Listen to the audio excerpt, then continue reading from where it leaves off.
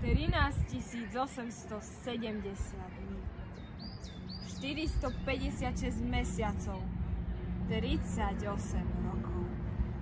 Ležím tu bezvládny a chromý. Čakám.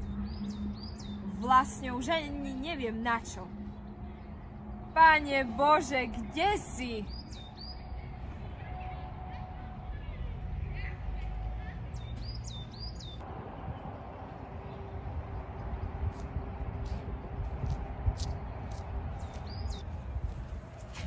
Aha, Ježiš, pozri sa, tu leží Joachim, môj kamarát z detstva.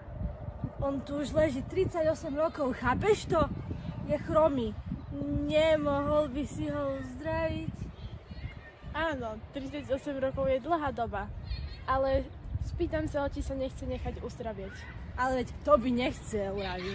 Veď ja som sám ležal doma, keď som bol chorý týždeň a išlo ma... Vieš, aj ľudia si zvyknú na všetko, aj na zlé veci. Ani Boh nerobí veci na silu. No dobre teda, tak sa ho poďme spýtať. Joachim, pamätáš si ma? To som ja. Jasné, Tomáš. Áno, áno. Je tu so mnou aj Ježiš, počul si o ňom niečo?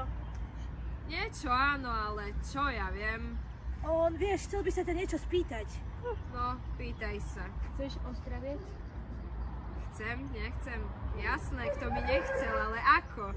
Ležím tu bezvládny, chromý, nemám nikoho, kto by mi pomohol dostať sa do toho jazera. Ako? Nepotrebuješ nikoho, Boh ti pomôže. Staň, zober lôžko. Ale už viac nehraš, ani sa nevyhováraj. Tomáš ti pomôže.